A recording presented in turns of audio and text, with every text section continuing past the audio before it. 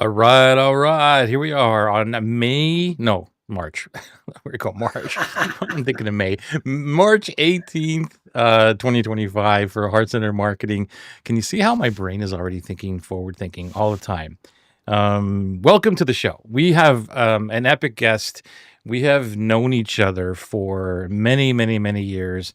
We're becoming amazing friends.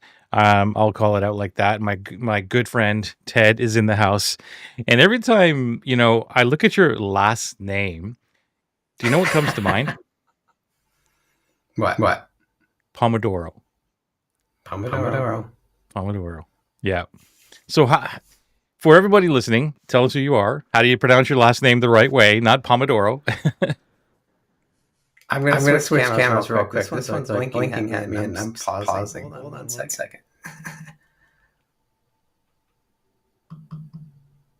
There. How's that? Looks the same to me, but it's all good. All good. Okay. So Ted, welcome. Welcome. Let us know who you are. Tech issues today. That's all good. I have tech issues. Is it a full moon?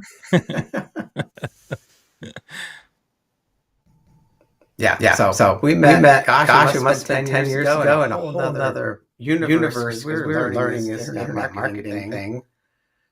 It's very aggressive techniques, like not our personalities at all. Yeah. Here we are 10 years later. Yeah, and here we are 10 years later, and you've gone through some epic journeys that we're going to talk about today. And the question I have is, I'm not sure, you are now in entrepreneurship. Am I right? Yeah. Have you always been there, or have you always been in the corporate world? For the first 20 years of my career, I was a corporate guy fixing computers, and then I was a network manager as computers networks were being invented. Wow. And I got into the cellular industry when there was like 40 people in Cellular One in San Francisco. Wow. That's incredible. Then I turned the whole dot-com crash, wiped out that whole career, 20 years. Yeah. So I got certified as a coach. Why not? It was a whole new thing back then. Yeah. I got certified as a coach. I couldn't get a client to save my life because I didn't know anything about selling and marketing because I was fixing computers and fixing networks. Wow. So that kind of led me down this path of being an entrepreneur and a marketer. And so how long have you been doing that? You said for now 20 years in marketing? I got certified as a coach in 2001. I did a leadership certification. By 2003, I started going to marketing conferences and learning marketing. Yeah, so it's been 20 years. Easy. Yeah. Wow, that's a long time. It's surprising because I thought it was less than that, but because it's really interesting to me when I talk with people who have been in the corporate world for such a long time, and then as an entrepreneur lifetime, it's the only thing I know. And when the conversations merge, it's just an amazing conversation to see both sides of now how we're approaching the online world, and what we're doing. So let's talk about why you're here. What's the story? The story is, gosh, I had to reinvent myself many times.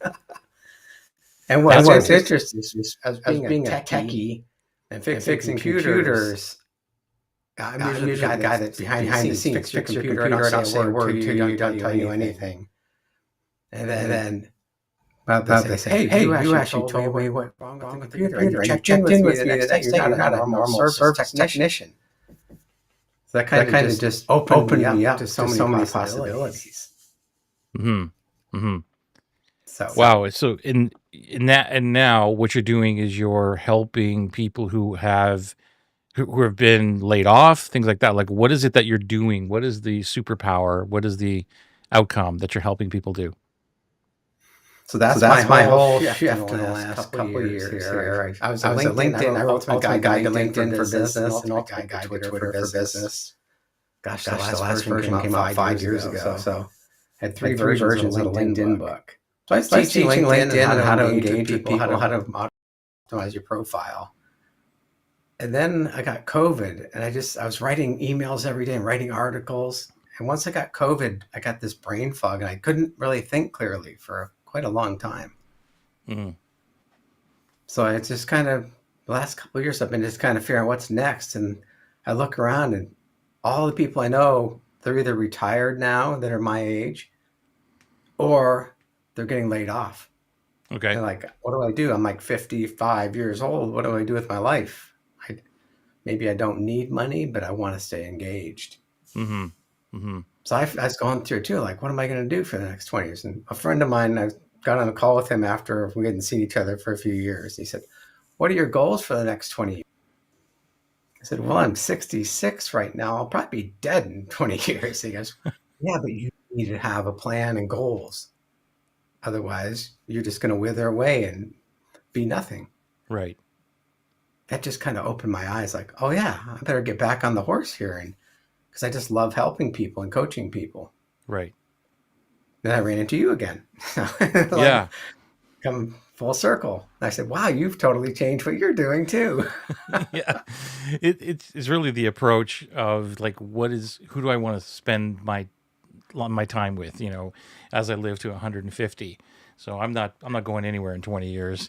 Right. And so that I just figure, and part of being an entrepreneur with ADD, that also sets me into that mode of, that I just cannot not do anything. By the way, I'm hearing an echo do you hear an echo from me? No? Okay, cool. It's only on my side. I've been messing around with my audio here. Just want to make sure it's coming clear for you. And so yeah, it's like we become bored if we're not helping anybody. It sounds like you're the same thing. And this is where, for me, it's about like, okay, well, if I'm bored, if I'm not helping somebody, who are those people that I want to help, regardless? And it starts there. It has nothing to do with the money first. Like, it doesn't start there. It's like, these are the people I want to help continuously, so I don't not only get bored, but I'm enjoying every moment of it. And back when you and I were together in the other world, I didn't enjoy what I was really doing and where I was going toward, getting clients or leads. And the people that I worked with, there was a few of them, amazing humans, but they were just misaligned with what I wanted to do or what I was dealing with every single day.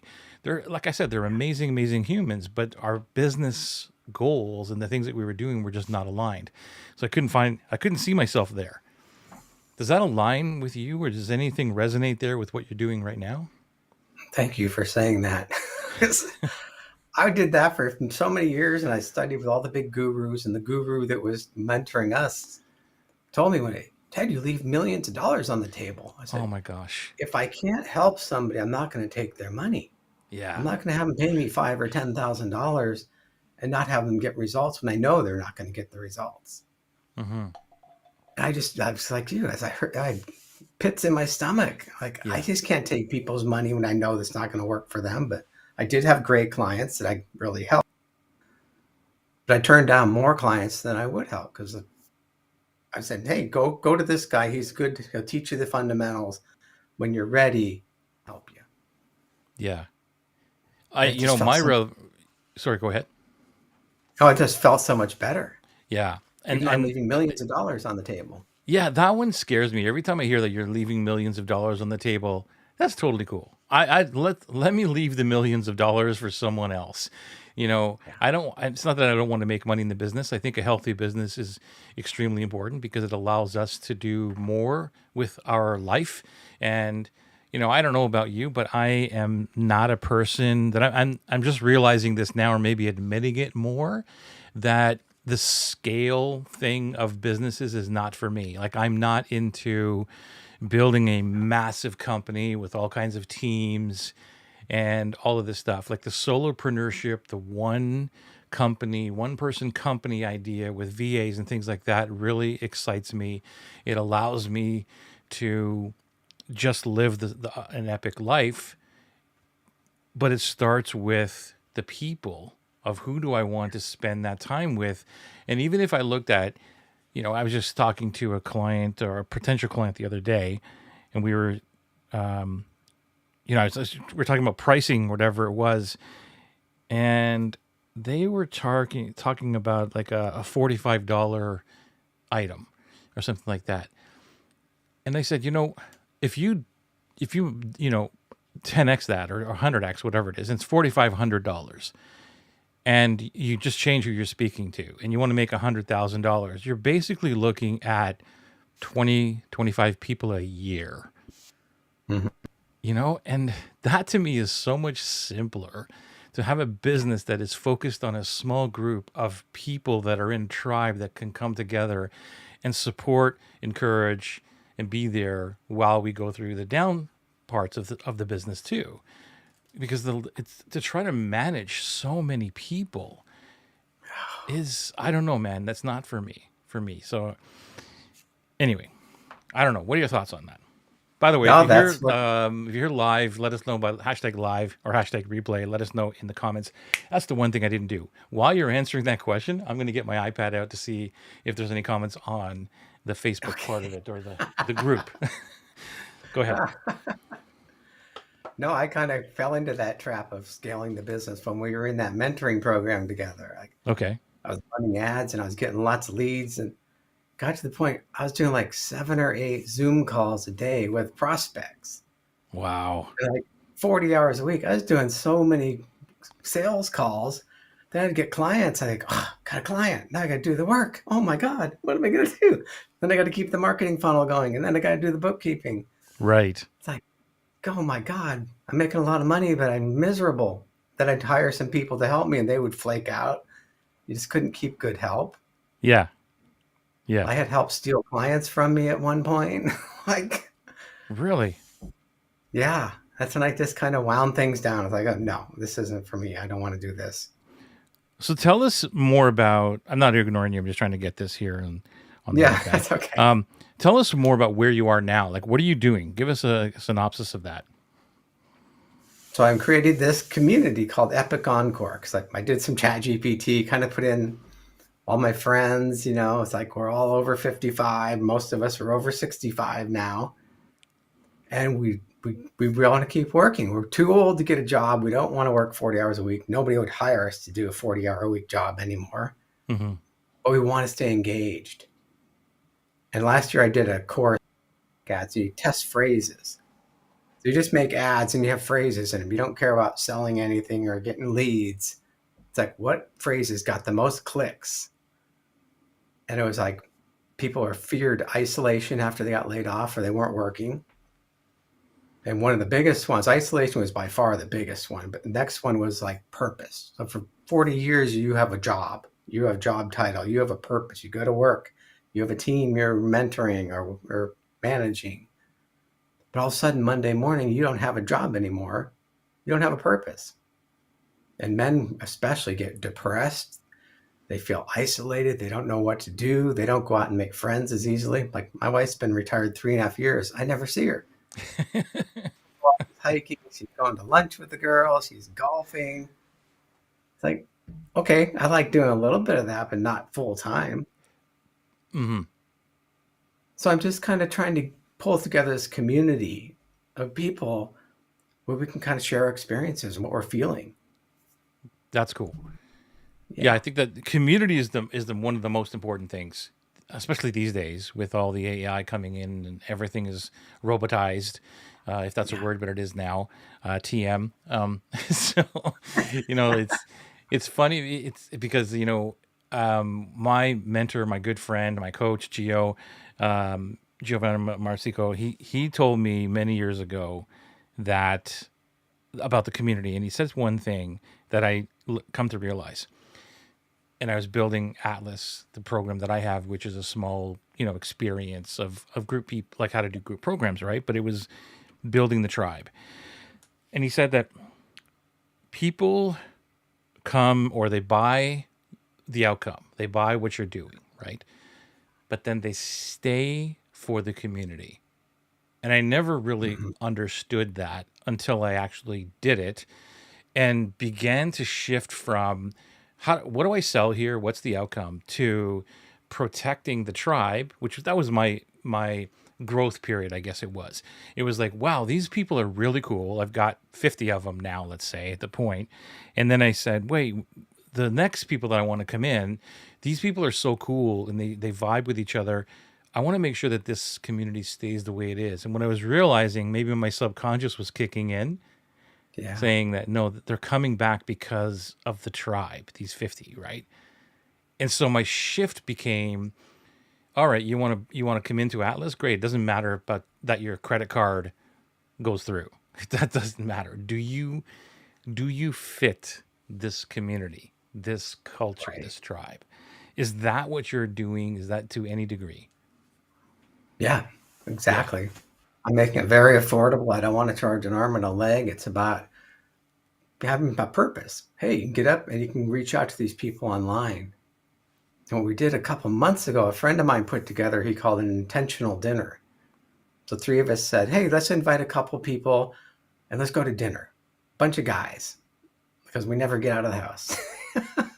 So My wife physically, you is guys so went to dinner. excited. You're leaving the house. You're going out to Oh, dinner with some cool. other guys. Yeah, it's so So we had this cool. dinner, and there was 8 of us. And for 3 hours, we just had conversations. Amazing, meeting all these people. The only instruction we got when we got there was don't sit near somebody you know. And we That's talked for cool. 3 hours. And then at the end, Barry said, let's go around now and introduce yourselves. So we didn't know anything about each other. We just started talking. And we go around the rooms like there's a Stanford professor, there's a doctor, there's a guy that started and sold 10 businesses. But we didn't care about that. We met this person at a whole different level. So we Yeah. want to start having more of these dinners and maybe some breakfasts and just get people together. No agenda, not selling anything, not teaching anything, just community. Yeah. That was so much fun. It is. I've been to a few of those events, and let me ask you this question first: are you an introvert or an extrovert?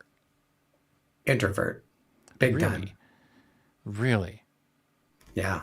Wow. Okay, I was expecting the other one. Maybe you're I'm a. There's a. INTJ as my MBTI. Wow. Okay. So, and you had no trouble going in and having a conversation with a complete stranger. No, I kind of went back to when I was fixing computers. I had to go on service calls all day and go introduce myself to strangers. And I was the techie, and I'd start strike up conversations with them. Where the other techs would come in, don't look at me, don't touch me, I'm fixing the computer. Right. So I Right. won customer service words because I would be so friendly with people. I'd fix the problem quickly. And then I would call them back the next day and say, is your computer still, is your network still problems? And their jaws dropped. Like no technician ever called back because they're afraid they didn't fix the problem. Mm-hmm. Mm-hmm. So I'm just very different in that way. I don't know how to explain it, but I'm a very shy person by nature. But I can go speak in front of 500 people on stage and teach LinkedIn to them, and I feel perfectly comfortable. Yeah. Okay. So that's what I'm. When I say that to people, I tell people that I'm 1,000% introvert, and there's like, you're insane. You can get on the stage. I'm like you. Give me the more people, the better. The less I start to shake and I start to get really like my hands are sweaty. I'm not really great in front of three people, Yeah. unless I am the alpha of the group. Like it's just weird, right? And so I remember this because I was at a Brendan Burchard event way back in 2010 or something like that.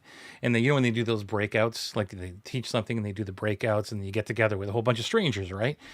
And I remember that there would be like 4 or 5 of us, and we would get together, and I would be the one all the time to say, "Okay, guys, we just learned this. Who's first? Ted, go. What do you got?" Right? So I would lead the group, and it Yeah. worked until day 2 when one of the people that came into the group was from Brendan's VIP group, and they took the alpha position, and it was like I was not even there. It was so I just could.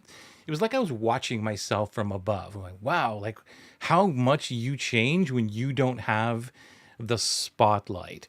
And I learned that that was part of who I am. I just like to lead, not overshadow, not be like everybody listen to me that I'm right. Just let's get this thing going and like navigate it. But once I'm not that in that position in a small group, then I'm very, very quiet, which is leads to when I'm on stage and I got 20,000 people in front of me, dude, you're watching me and I'm in control of everything. It doesn't matter to me that 80% of the crowd may not even resonate with what I'm saying because I can't see the whites of their eyes. Right. Like, there's so many people. So it sounds like you're the same. Yeah, I don't know how we explain that. Yeah, You know what I really can't do? I can't do headshot videos. I can't hold my phone up and record a video. I feel like I don't know what to say. I just go blank. But I yeah, can go up in those are front hard of a for me as whole room well. full of people and I feel great. Yeah, it's hard for me to do it. Like even when I do this, when there's no guest and I'm talking to nothing, or I shouldn't say that because I love my viewers and they're watching, but I'm talking. I need something to bounce off of. Even when I was doing my radio show, I would have my producer, who would normally never be on the microphone. He'd just pop the microphone up all the time, and we would talk back and forth to make conversation. So I get you. I get you. So tell me more Remember about the this community, go-to man. meetings? Remember when we used to go to meeting and you do a webinar and you couldn't see or hear anything from any of you, like in an echo chamber, just Yeah. you. Yeah. That freaked me out so much. Yeah. Yeah. I've gotten better at that. I've gotten better at doing webinars, but now because of Zoom, I'm so used to it that there's people in the group. When I do a webinar, it's so odd that there's nobody. Well, there's people there. I can still talk and do my stuff, but I like to have the interaction.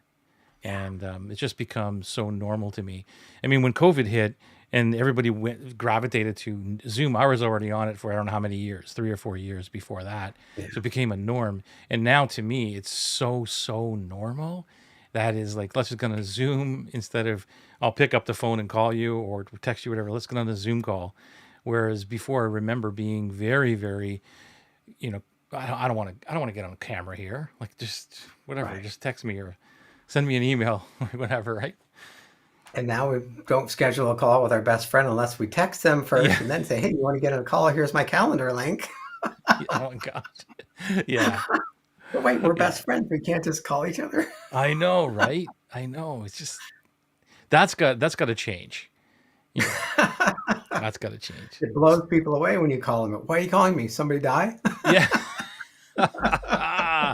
Oh my gosh. Tell me more about the community. Tell me more about what you're doing. The topic of today was, where was the topic of today? Help me out. I did have it up here. It's both in uncertain situations, how to find stability and So okay, cool. Let's talk about that. Like what can you teach us there? What can you share with our audience? I know that you've done some work on you got some 10 questions or something. You got an AI tool as well that helps people understand their purpose or what they're doing. Is that like explain that a little bit? yeah, I've been playing around with AI. Obviously, everybody is. Mhm. And I built this little survey. You answer 10 questions. I built it all through Chat GPT. And then I used FormWise as kind of the pretty layer over the top. So you answer these 10 questions, takes about 2 minutes, and then Chat GPT goes to work and it goes out and finds all kinds of information about you. It tells you what you're good at, what you should be working on, get better. And here's 10 potential businesses for you to, based on your strengths and weaknesses. Oh, cool. And you And have, let me just go to the data here because I know you gave it to us, right? Give me one sec. Because I want to share. I'm in the wrong tool. There we go. I want to share it with the audience. Is that okay if I can share it? sure. Okay. Mm-hmm.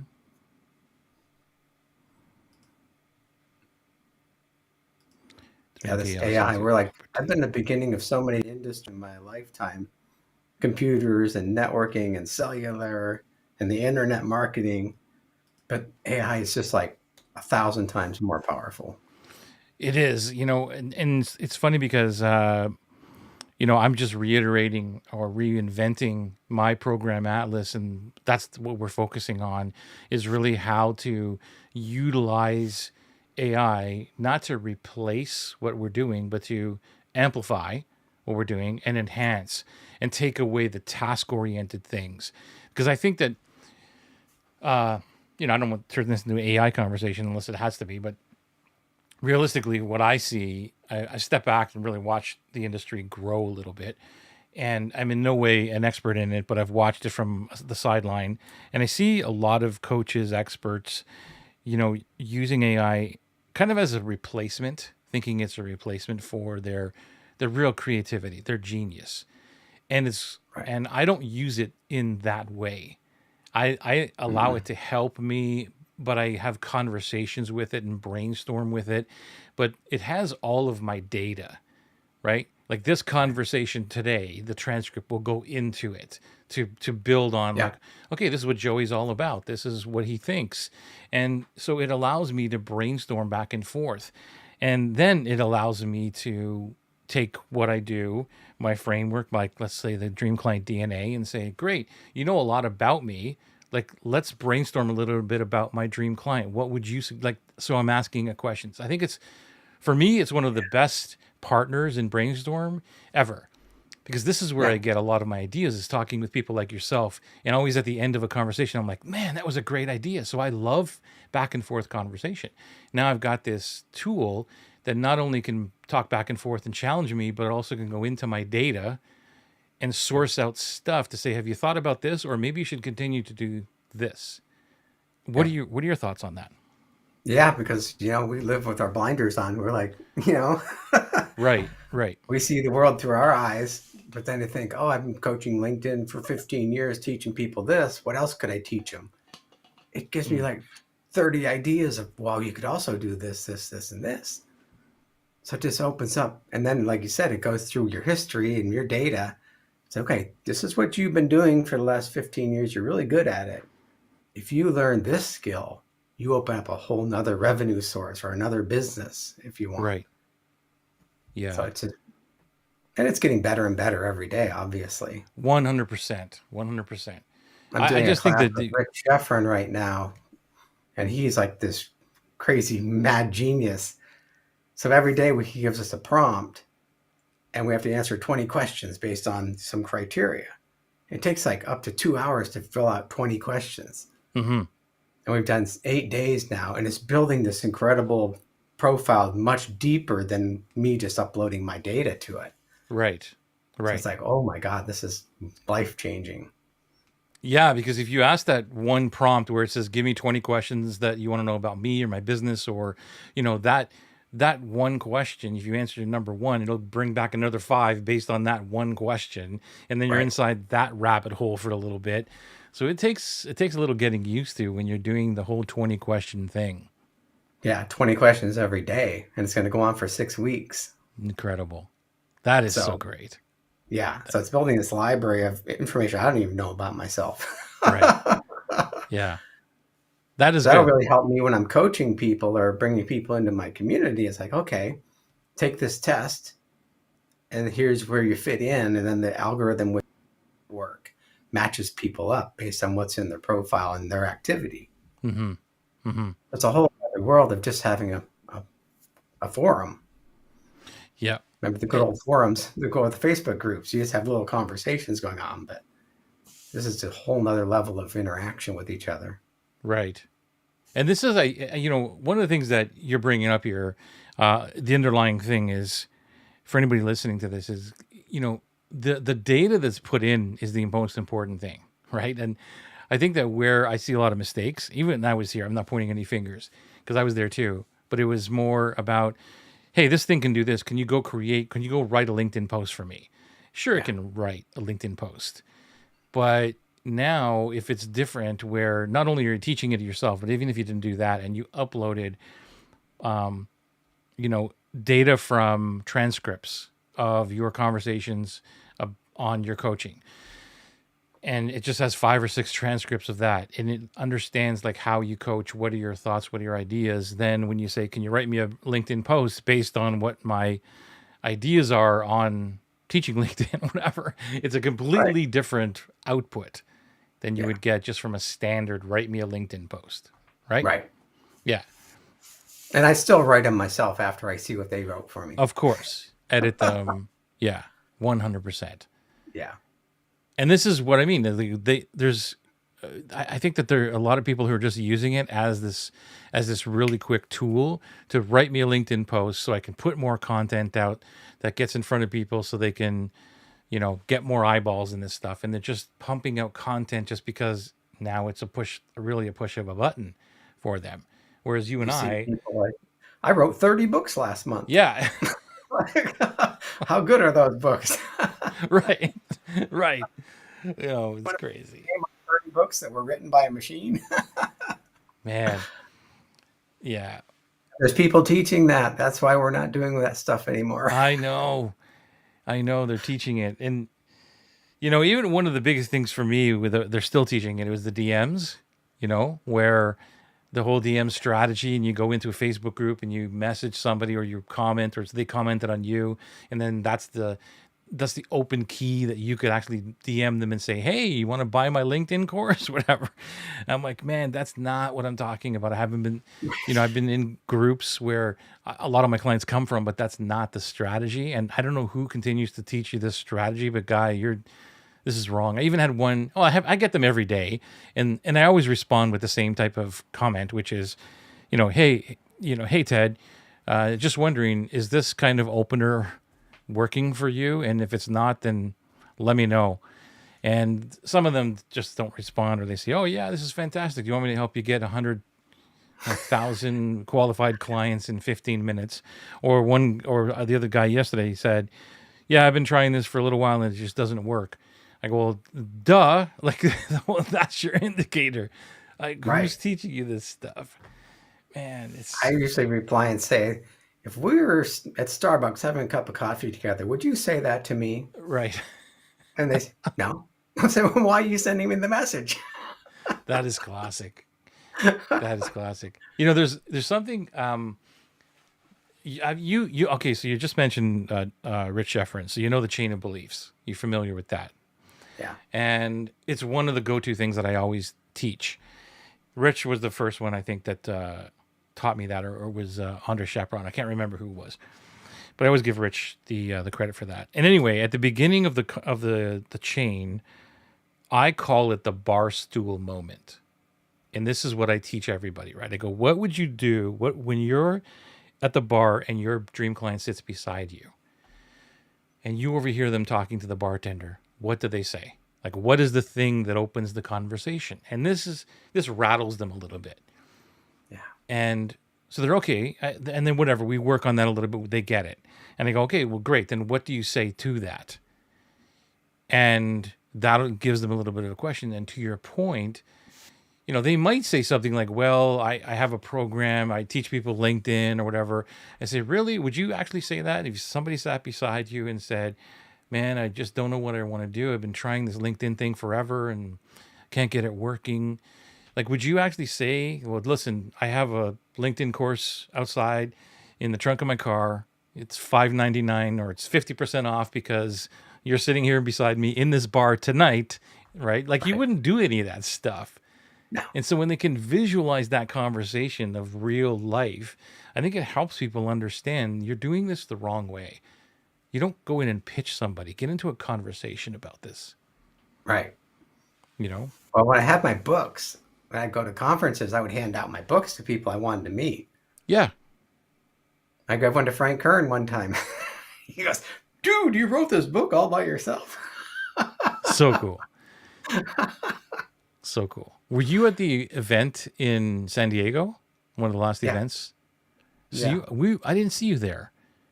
When was that? He had so many of them towards the end, so I Yeah. Not sure. He had like hundreds of people at a lot of those events. Yeah. That was I think that was 2018, 2017 or 18. It's all a blur. Yeah, whatever. Anywho, man. We learned a lot. We don't implement a lot of it. That's why people like us. Yeah. And we have clients that never go away. Yeah. 100%, man. What can you share about the journey of, the job loss situation for somebody listening? Like, what would they need to know? about and even like what you're doing to help them transition into this new world of not having a job, the Well, it's chaos. happening more and more every day, obviously. And they're just the way they treat people. Like in the tech world or something, they just come in and say, okay, we're letting you go. And they literally walk you out the door, the walk of shame. Mm-hmm. And you just feel so embarrassed. You go home, like you're afraid to tell your wife. You feel like you're a loser. You feel shock, anger, just so many, every emotion goes through you over time. Right. And what happened with me, I jumped right back into trying to do something, tried to find a job, or I got to start my consulting business again. I didn't give it time to kind of just chill out. So I was just kind of like going through all these emotions. And, I should have just taken a week or two off, or maybe a month off, because my wife was working, and just take care of myself, make sure I'm okay. Mm-hmm. And what happened is actually a couple weeks later, my mother passed away. Oh. So I went through all that, and then watching my mother pass away. She was struggling. So I went through a lot at that point. And this was when? 2013. Wow. Okay. And And then so Perry go ahead. Marshall calls me and says, hey, you want to write Ultimate Guide to LinkedIn for Business with me? So I wrote that book, and that kind of just launched my LinkedIn marketing career. Wow. I mean, dude, that is I didn't know that. I didn't know you wrote that book with him. We were supposed to, and we were supposed to write both books, the Twitter version and the LinkedIn version. And we talked to the publisher. We had a deal all set up. And then he goes, I'm not even on LinkedIn, so I'm not going to put my name on that book. You just write that book by yourself. And I have Twitter, but I don't really know much about it. So you just write that one too. I'm too busy. Wow. That is such a cool story. I didn't know that about you, man. Yeah. So that was all like within a 3-month period. I got laid off. My mother died, and I get 2 book deals at once. Wow. Wow. Talk about a roller coaster. Right. And then so you've been doing LinkedIn since 2013. Yeah. And are you still teaching it? No, not anymore. So Okay. most of my clients, I'm 66, and most of my clients are retired. They don't really use LinkedIn like they were.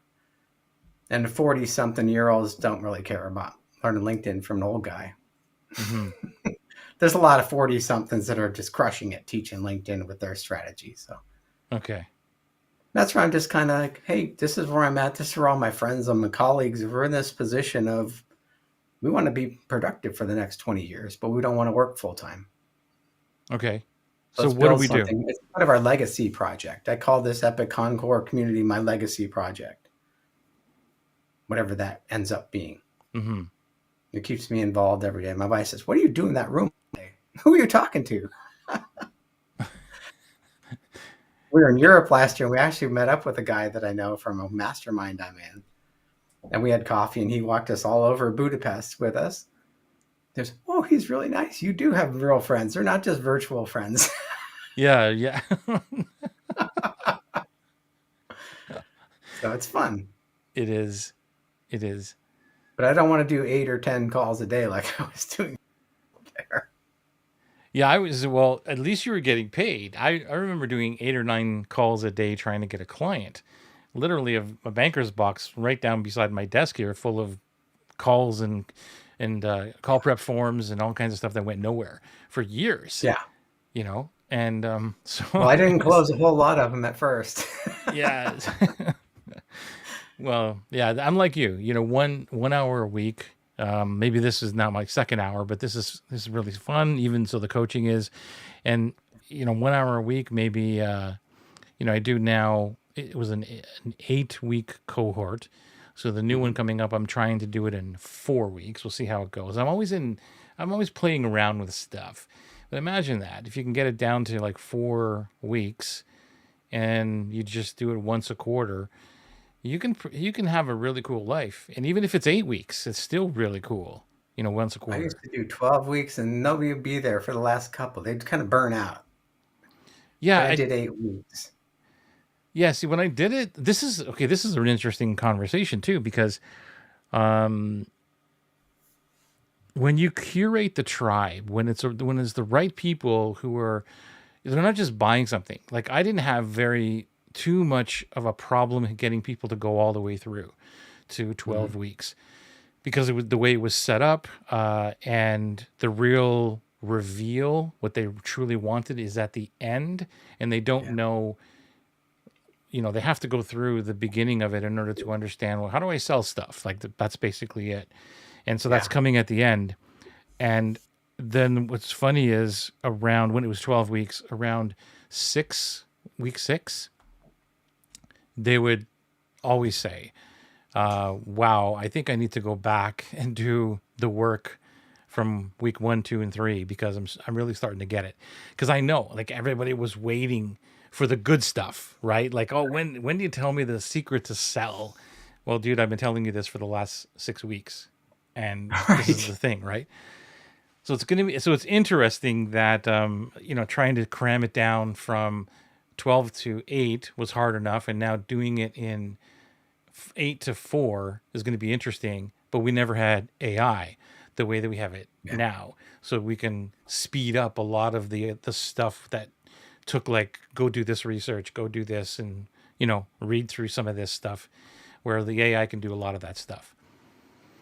I've been kind So of chunking it down into even like 1 or 2 sessions per very specific topic, yeah, and then just stack those up if they want to keep going and kind of break it up a little bit. yeah. Yeah, who knows But where it's going to go? I thought about even chunking, because there's 3 main buckets for me, and I was mm-hmm. thinking of chunking it into like 3 different programs per se. Here's Yeah. this. If you need to learn this, then come here. If you need to learn that, and then I realized that the last piece of it, which is the conversion part of it, how do you market? How do you sell it? Is where everybody Yeah. wants to go. But if you don't have the other 2 components, this doesn't matter, right? It's just like, give me a way Yeah. to sell on LinkedIn. You're like, well, that's great, but who you're selling to? Like, doesn't matter. Just tell me how to Right. sell. Like, what's the script? It doesn't matter. Well, at one point, my LinkedIn class got to over 100 hours of video. Something I think that's a great thing. And then I would never sit there and watch 100 hours of video. And a lot of No, them are 3 or 4 years old, so it's not relevant anymore. right, right.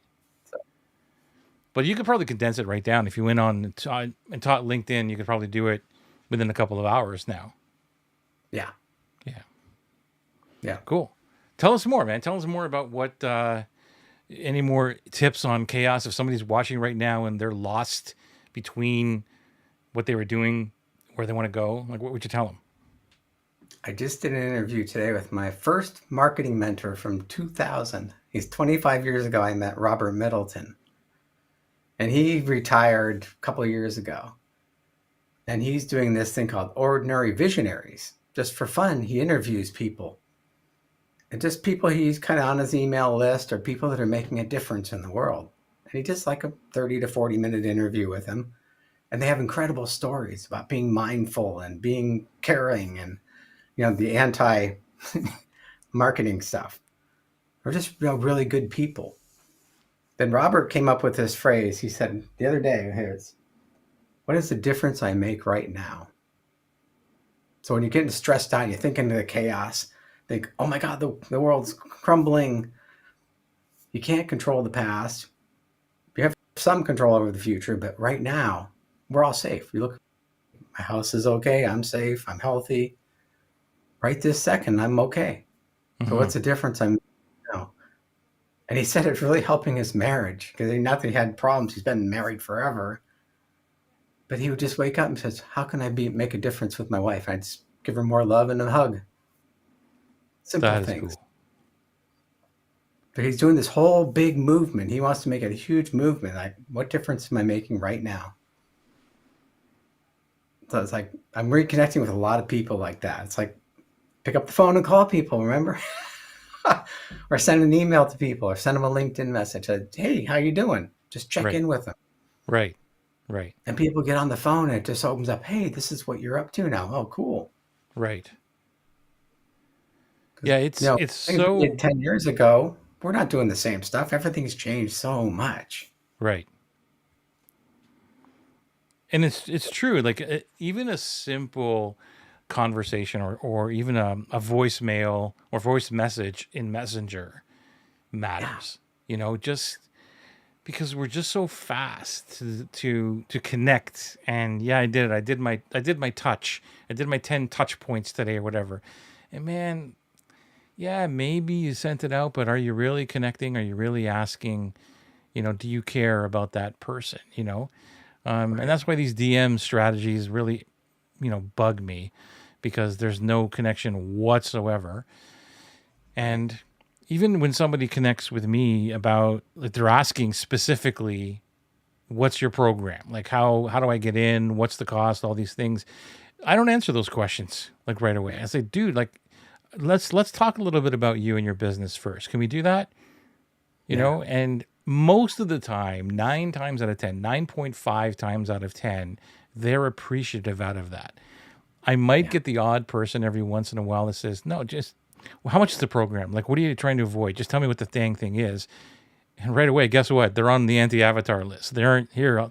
Here it is. It's $4,500. Anything else I can answer for you? Whatever. They're not Right. getting in. I don't care what they're going to do because like right away Right. they've proven who they are. I want a connection, and I've had so many amazing conversations that have not resulted in a conversion because it's like realizing you're not ready for this yet. We're not at that point, or and they appreciate that. Yeah. And then so if I reach out later, from a touch point or a marketing point of view, and say, hey, how are things going? Tell me, where are you with the business right now? They know it's not me trying to, or I'm hoping, but I'm thinking they do, that I'm not doing the marketing push thingy. I already had a conversation with you back here for an hour or so, maybe 2, maybe 3 hours over time, Mm-hmm. that resulted in no conversation and no pushy marketing and the stuff that we used to be taught. And then the reach out is so much easier. Then who knows whether it will result in a conversion or not, but they don't feel that icky. Oh, here we go. Here's the whole push, like the whole touch point thing, waiting to, right. And that's what I've found. Fake And it scarcity. sorry. The fake scarcity. There's Yeah. The only three fakes, spots left. either the fake scarcity or the fake I care. Right. Like, hey, how's it going?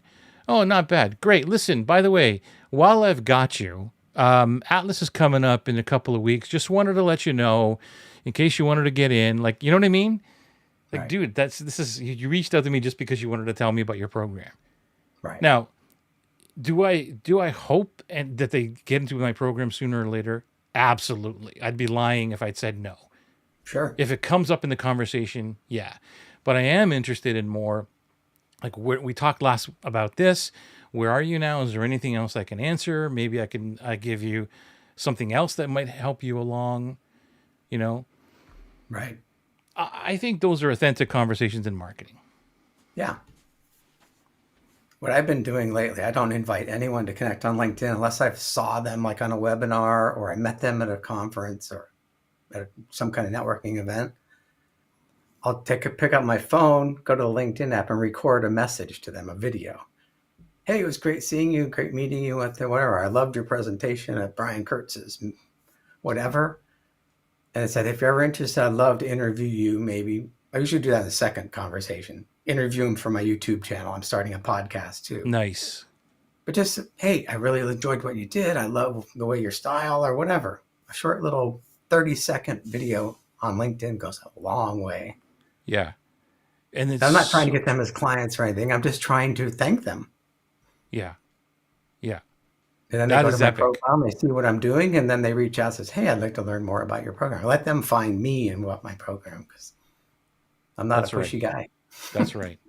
That's the way I look at it as well. Is sooner or later, the way the world is now, everybody's binge watching anyway. They're binge reading. They're looking for you. The more you put out quality content that's true, that's authentic, and truly helps people, the right dream clients will find you. I know it's not the best sexy strategy to get leads overnight and build your business overnight, but dude, that's the way I've built this business over the last 5 years, switching over from that other mindset.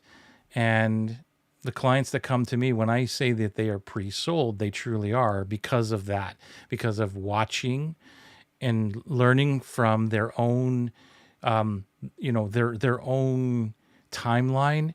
Nobody's pushing them. They don't connect. This is the other hard part about anything that I do, is you cannot see the engagement from the dream client until they reach out and say, tell me more about Atlas. Tell me more about your LinkedIn program. Tell me more about this. And like, who are you? Right. Right. You know, And then the conversion happens in 24 hours. You're like, look at me, I'm a hero. Well, no, you don't know what was happening for the last 18 months when they were watching you from the side and you didn't know who they were. Right. And I think most people are focused on the people that are inside the thread. Right. How do I convert these people? Those people to me are the opportunity to share exactly who you are and who ignite conversations for the right dream clients who are watching. Like that's the strategy. Right. Because it's rarely the people that you're actually talking to who become clients. Yeah. Some do, most don't. But from what I've found is exactly, like you, is somebody will reach out and say, I saw you on this webinar, or I saw what you were saying in the thread over there, and I really love what you're talking about. Here's my situation. Can you help? You're like a farmer planting these seeds. Every time you're on a podcast or you do a video or send out an email, that's going to grow, but they all grow at different rates. Yeah. Some are going to grow, some may not grow. Yeah. But just go keep planting seeds and be kind to people. Yeah. I love that, Ted. I mean, I'm glad that we reconnected and, we're on the same boat, same page. And I really appreciate your expertise and how you are so humble. You're such an awesome person. And I just wish you all the best for this new community. Tell us more, like, where do they get a hold of you? How do we got a LinkedIn thing? Where do they get a hold of you? Just go to epicencore.life is my new home online. Let me type that in. My legacy project. Epicencore. .life. .life. There we go. That's where you go. I could pay $50,000 and get the .com, but I'm going to wait on that one. Very cool, my friend. Very cool. If I would have saved those millions of dollars I left on the table, I could buy it. That's going to come to bite you in the ass one day. We could be driving Bentleys now. Oh, Ted, man. It's so great. I know we've tried to get this conversation a couple of times, fell through. All good. I'm glad you made it. Maybe we'll do this again. Hopefully you can come back and share some of your wisdom with what's going on with the community. Anything that I didn't ask you that I should have asked you before we jet for the day? No, I think we covered quite a bit of ground. I really enjoyed talking to you. Thanks for having me. Yeah, definitely. Thank you so much. And for you watching, thank you for being here for another epic show here of Heart Center Marketing. We will see you next Tuesday again at 7 o'clock. Have an amazing night. Ted, we'll see you soon. Thank you.